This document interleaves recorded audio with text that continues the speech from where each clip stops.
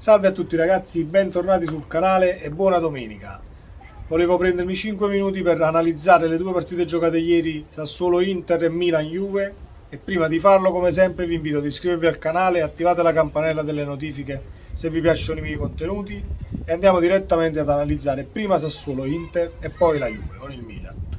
Sassuolo-Inter, un Inter che vince, non convince del tutto, ma ci sono stati miglioramenti anche dopo la partita giocata contro il Barcellona 1-0. Lasciamo stare il calcio di rigore al Barça, c'era, non c'era, ci stava il rigore, finita la partita. L'Inter ha vinto e quella vittoria ha dato un po' di benzina in più per affrontare la sfida al Mapei con qualche consapevolezza in più. Non è guarito del tutto perché, ripeto, non mi ha convinto del tutto la prestazione, anche se dobbiamo dire che il miglioramento psicologico c'è stato quando l'Inter ha preso il gol.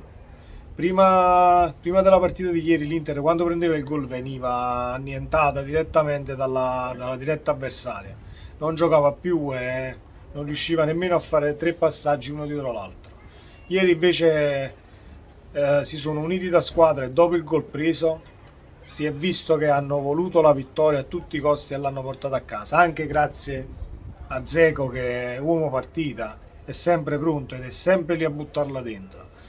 L'opportunismo di Dzeko lo sappiamo tutti, e poi è un calciatore che a livello di rendimento è dai tempi del Manchester City che in area di rigore comunque fa paura. Passano gli anni ma sembra invecchiare bene, quindi uomo partita Dzeko e l'Inter che porta a casa 3 punti al Mapei, con il Sassuolo che recrimina qualche punto, perché per quello visto in campo il pareggio ci sarebbe potuto stare, però sono partite che giochi così, finiscono così. Ci sono anche partite che giochi molto meglio dell'avversario, al limite la perdi pure. È il calcio purtroppo, e l'Inter comunque non ha demeritato alla fine. L'Inter ha voluto la vittoria più del Sassuolo. Questo è stato fondamentale. Alla fine chi la vuole la vittoria la porta a casa. Non è stato così invece per la Juve, che a Milano, dopo la vittoria col Maccabi in Champions League, io mi aspettavo una prestazione diversa della Juve, però non è stato così. Sicuramente dobbiamo analizzare il fatto: il primo gol c'era il fallo su Quadrato per il calcio d'angolo che poi ne è scaturito e il Milan ha fatto l'1-0 e ci sta, va benissimo, però la Juve dopo l'1-0 comunque non ha fatto niente più, poche cose, comunque si è presentata sotto porta, ma troppo sterili le azioni per impensierire questo Milan, che quando va sopra è secondo me la squadra più difficile da affrontare in Serie A. Non gli devi dare fiato e pure se vanno sopra comunque devi fare una prestazione, una super prestazione per poter pareggiare o portare a casa al limite la vittoria contro di loro, come ha fatto il Napoli a Milano. Però il Napoli a Milano ha dovuto fare, secondo me, dopo la partita tra Ranger, Liverpool e Milan, comunque le tre migliori prestazioni di quest'anno.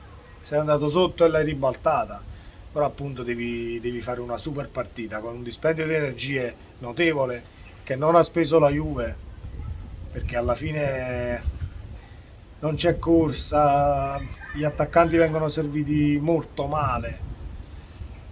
Lo so, è un problema di Allegri, Allegri out, non Allegri out, però comunque prendendo i singoli giocatori io mi aspetto che almeno un passaggio, capito? Un passaggio facile non lo possono sbagliare, tipo il secondo gol, il 2-0 del Milan, è un regalo di Vlahovic, tu fai un passaggio all'indietro servendo Brahim Diaz che va in porta, si chiude la partita, poi dopo non la puoi mai recuperare 2-0 a Milano. Sei a San Siro e dovevi, per me queste partite o entri, sei fuori casa, stai giocando con la campionessa della Serie A, è la squadra più in forma del momento insieme al Napoli. Devi andare là, entrare in campo e metterla comunque su agonismo e corsa. E la Juve non l'ha fatto. Alla fine 2-0 il Milan non ha demeritato niente, anzi manca pure un calcio di rigore al Milan, perché comunque A parte il gol che non era regolare, il calcio di rigore che non è dato al Milan, c'è anche da dire che quell'uomo influo di ieri sera, che io non oso nominare perché tra precedenti avuti e arbitraggi strani che ha già fatto in passato, non lo voglio nemmeno nominare perché quello è un pagliaccio che non va mai al VAR. Ho deciso io, ho deciso io. Tu prima sei incompetente e secondo sei pure un raccomandato che sei ancora là ad arbitrare. Carissimo uomo in giallo fluo, perché non ce n'è, tu dovevi andare al VAR anche sull'1-0 del Milan. Il VAR è stato fatto apposta per non indirizzare le partite in una maniera che poi non se ne esce più. Tutto però alla fine lasciamo perdere l'arbitro di ieri. L'arbitro fa gioco e quello di ieri ha fatto gioco. Comunque il Milan ha meritato il 2-0 e ha meritato la vittoria. Che la Juve, ripeto, a differenza dell'Inter, il 3-1 fatto in Champions non ha influito più di tanto. Anche perché se ricordiamo bene la partita che la Juve ha giocato in Champions, quando il Maccabi ha segnato, la Juve si è disunita e comunque gli israeliani hanno tirato più di 20 volte in porta. Hai subito comunque una squadra israeliana che è di quarta fascia. Perciò la Juve ancora deve ritornare quella che può essere. E non sono d'accordo con alcuni tifosi del Napoli che già la danno per spacciata. Domani se vinciamo, cioè oggi, con la Cremonese andiamo a 10 punti. La Juve l'anno scorso era a 14 punti dietro ed è arrivata dalle prime 4.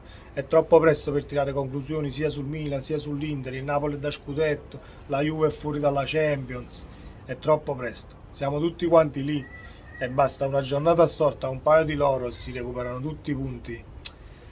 È prestissimo. Ragazzi, questo era quanto, le due partite di ieri, con un preambolo per il Napoli oggi. Speriamo di vincere con la Cremonese, così stacchiamo di nuovo il Milan di 3 punti e ci guardiamo Udinese e Atalanta tra poco.